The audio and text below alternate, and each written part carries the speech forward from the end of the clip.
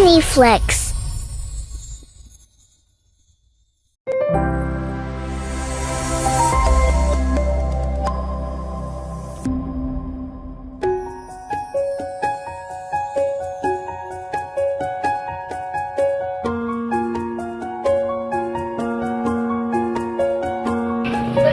Once upon a time, in a small town in Japan, there lived a curious and adventurous girl named Hana. One peculiar morning, something unusual happened as Hana opened her door. The sky, instead of its usual blue, wore a mysterious brown haze. The morning news explained that it was called yellow sand, a magical dust that traveled all the way from the Yellow Sea and the Korean Peninsula. Now, Hana wasn't an ordinary girl. She spent her childhood in the enchanting land of China, and her heart always yearned for exciting adventures.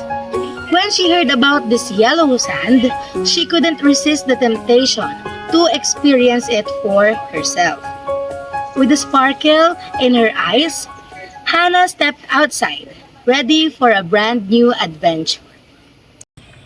As she stepped into the field, she stretched her arms wide, embracing the unusual feeling of the dust on her skin. Inhaling deeply, she faced the sky, letting the yellow sand dance around her. Like a playful puppy after a bath, she shook her head vigorously, feeling the magic of the moment. But in the midst of this enchantment, something even more magical happened. Hannah's mind was transported to a distant memory, a memory that held a valuable lesson she carried with her to this very day. It was a memory worth sharing, a story filled with wisdom and adventure. So, gather around, little ones, as we travel back in time with Hannah and discover the unforgettable lesson hidden within the yellow sand. As the wind whispers secrets and the dust painted stories in the sky, Hannah began to share the tale of her extraordinary journey, one that would stay with her children for years to come.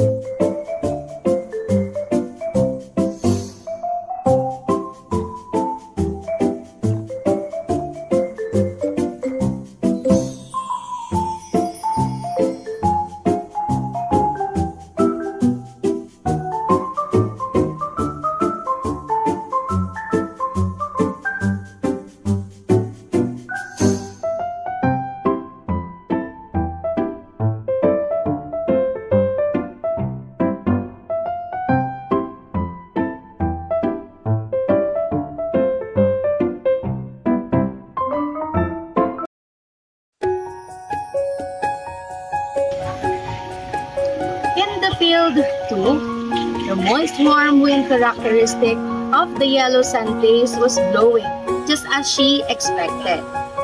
In the misty wind that blurred the world, it seemed that as though an event which should be called the original picture of her thoughts remained in its pure shape without any finger grace.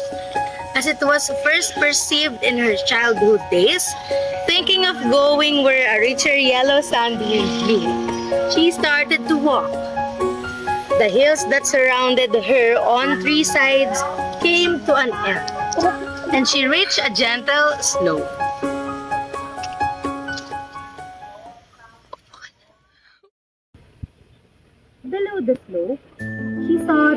of houses in town.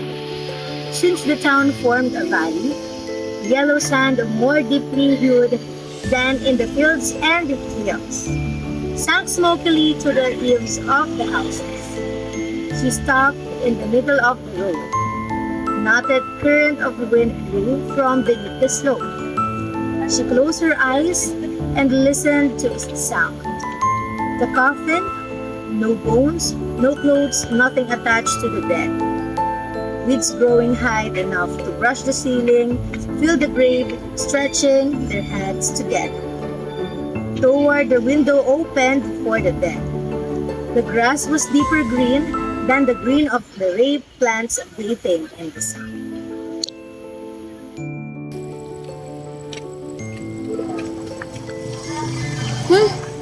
All I see is grass. That's what man is. Pressing down the rape flowers with her hands, Okiya-san sat on the flowers with her legs outstretched.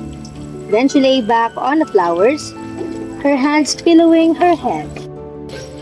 She stood in the flowers, watching the rape field stretching endlessly. The yellow of the flowers spread around from her breast into the sky and blazed as it met the sky at the horizon. In the yellow color, fused without break, the scattered grave windows were black holes. The hollow where Okiya-san lay also had opened a big black hole in the earth.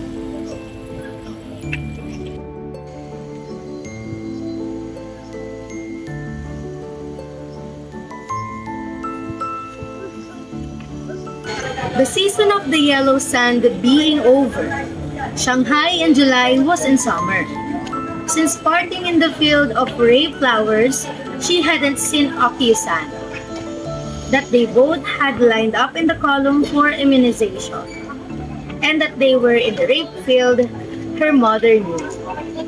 A neighbor will see them and will tell the mother. Then the mother will go to her angrily.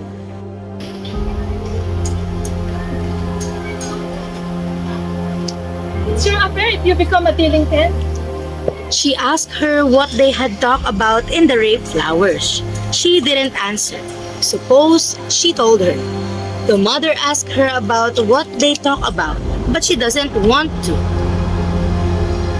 She said, that's what matters. Her mother wouldn't understand. She thought. Only in the light of the Springfield, their conversation mattered.